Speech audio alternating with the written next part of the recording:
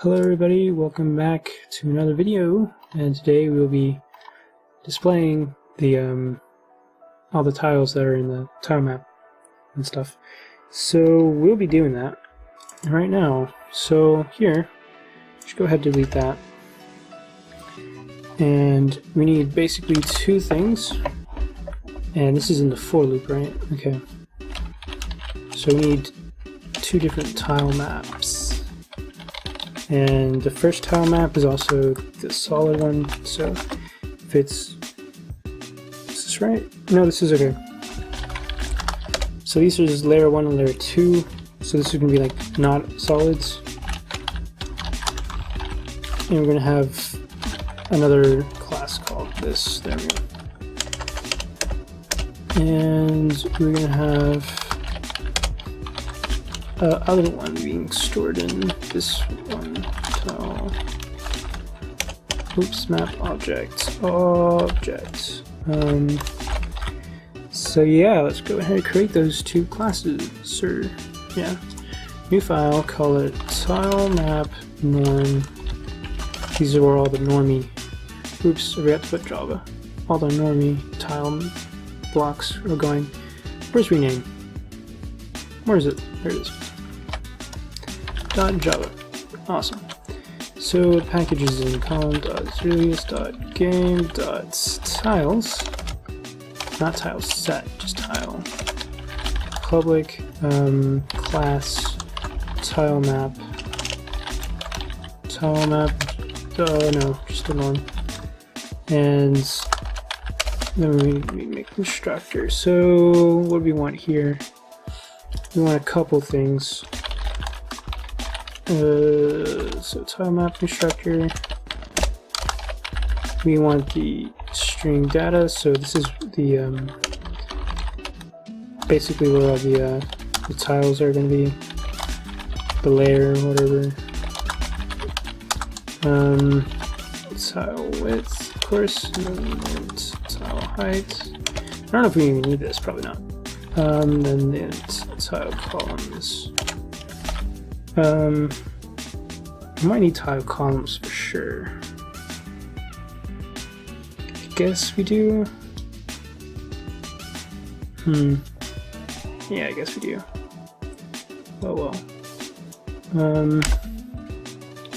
Just a second here. Really no. That's all you can do. Just that.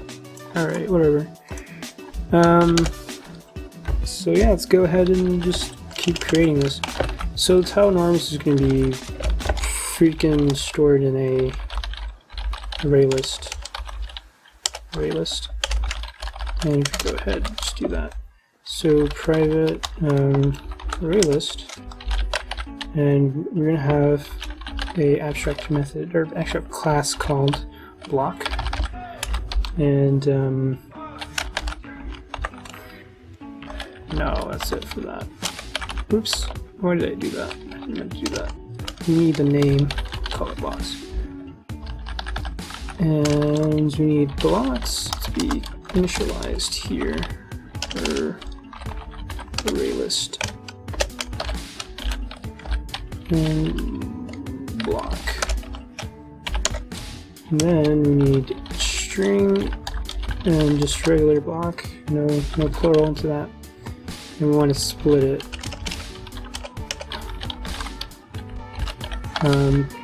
With the commas.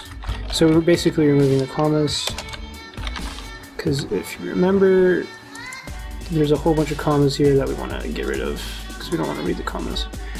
So, wow, this is an interesting song. It's kind of hype.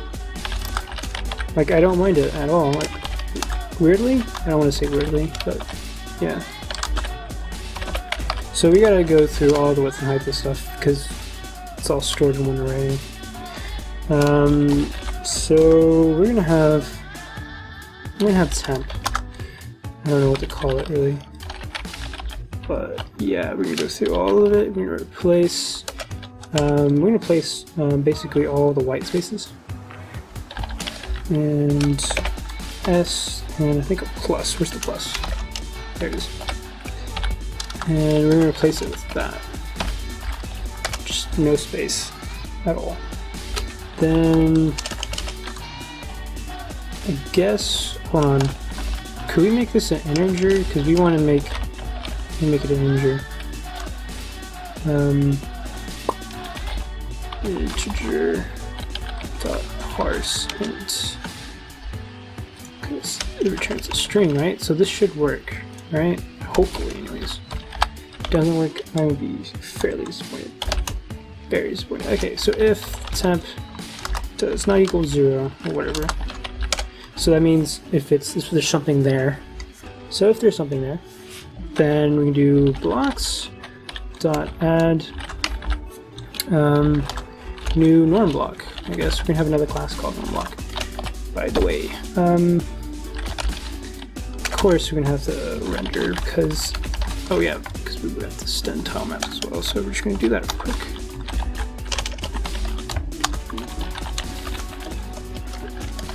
Tile map. So we're gonna void render graphics. Whoa, graphics 2D. This is pretty hype song, gotta admit. Holy crap, that hi-hat is crazy. This freaking guy going nuts. Anyways. And we got this chill, kind of jazzy, bluesy thingamajig going on. It's awesome. So yeah, that's the render method. Gotta go ahead and go here. It's array list, so we can go for int I is equal to 0, I is less than tm dot size, then right? Size, not length. Tm dot get I dot render g. Right, that's exactly what we did here, basically. Then we actually need to make the new block. But we can actually fill in the stuff here. So let's go ahead and do that.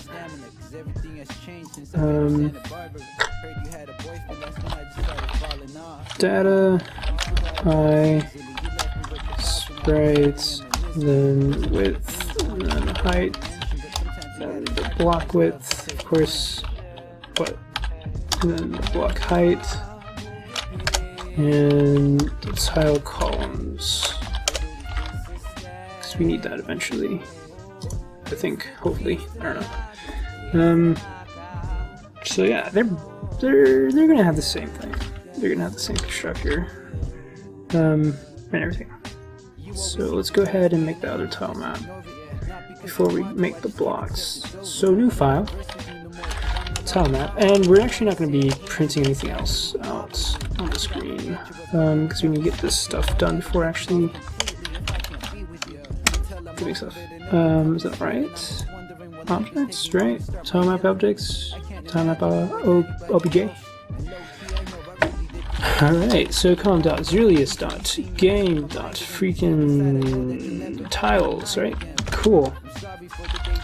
Class, tile map, object. And we're going to public tile map object. And we're going to copy all this. We're basically copying everything, except instead of using an array list, we're going to use a hash map. Difference between a hash map and an array list is that an array list, it's all kind of index based. I mean, they're both kind of index based, but you can use keys to get your objects. You'll see what that does. Anyways, util freaking dot hash map. It's an awesome little data structure that people often misuse. I'm going to misuse it. I think this is kind of misusing it right now. I don't know. So we're going to have a couple of things. First thing we're going to have is a public static. That's right, a public static, because we should only have one tile map object. Tile map object. So maybe that naming convention wasn't the right thing, but we're gonna have block. Of course, block is an abstract and abstract class. And yeah, so this is gonna be way different. We need block, and we just call it temp block. Hold on, why do I need that? Because of that. No, because of differentiate. Okay, that makes sense. Blocks is equal to the new hash map, of course, and just ignore that. And we need the string. So the string is basically the key and the block. That's it. So we're gonna have a string, and each string is corresponding to a block. So for example, let's say we have a block with an ID of like 10 or whatever. Well, actually, we have a block, all right? And we're basically going to attach the word character to a block. So to like this block 1 or whatever. So basically, whenever we want to call or use or access block 1 class, we can use the keyword character. And that's how that works. Hash maps. Basically doing everything the same way, except here. Here's going to be kind of different. Very different. Very, very different. Okay, so if the temp equal to 172, remember that's our